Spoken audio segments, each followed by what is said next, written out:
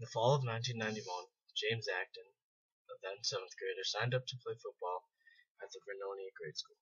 He was denied participation, however, because he and his parents refused to sign the testing consent forms. The Actons filed suit, claiming that it violated their Fourth Amendment rights. Welcome to football sign-ups. Please sign your name here.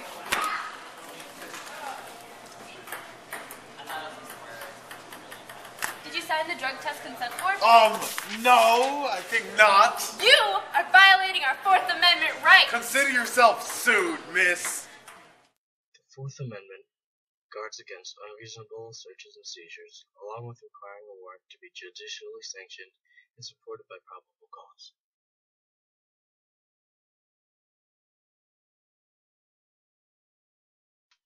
In the mid-1980s, the Vernonia School District witnessed a precipitous rise in drug use among students.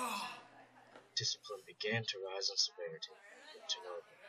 Drug use still ran rampant through the student.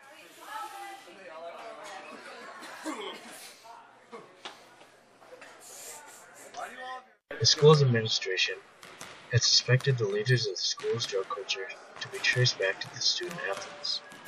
Coaches noted injuries related to drug use in some sports that were involved with football, basketball, and wrestling. Even after special anti-drug classes and drug raids, drug use still continued to be a persistent problem in Vernonia.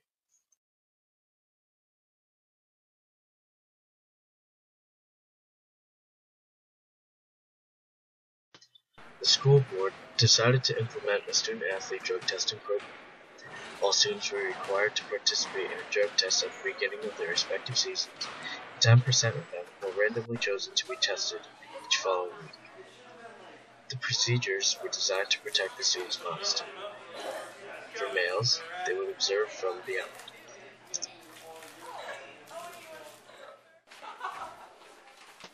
Investigators were able to ensure the validity of the female tests by using auditory means.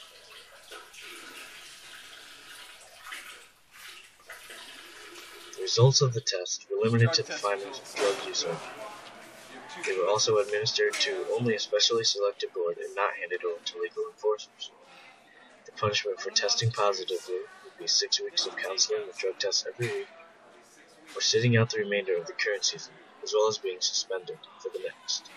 The main issue before the court was if the Fourth Amendment allowed high schools to administer random drug tests to students. The Vernonia School District argued that the Fourth Amendment only protects against unreasonable searches and seizures. They claimed that their drug tests were reasonable due to the fact that they wanted to end drug use within their student body. The school had already required numerous health tests, and the drug screenings would only be another protocol. They also did not intrude on the students' privacy, and the drug tests were only administered to a certain board and not to law enforcement.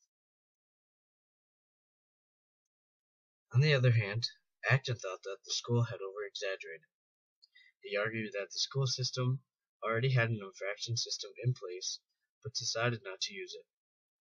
There was also a huge majority of student athletes who were being unjustly put through these measures, while there were only a few who were involved in drug use. Therefore, the school should only be punishing those who were involved and not everybody else. The dissenting opinion was written by Justice O'Connor, and then later joined by Justices Stevens and Souter, claiming that Vernonia could have avoided intruding on Wayne Acton's Fourth Amendment rights. The majority opinion was written by Justice Scalia, and later joined by Chief Justice Rehnquist, Justice Kennedy, Thomas, Ginsburg, and Breyer. They claimed that the Vernonia School District search was reasonable and therefore is considered constitutional under the Fourth Amendment.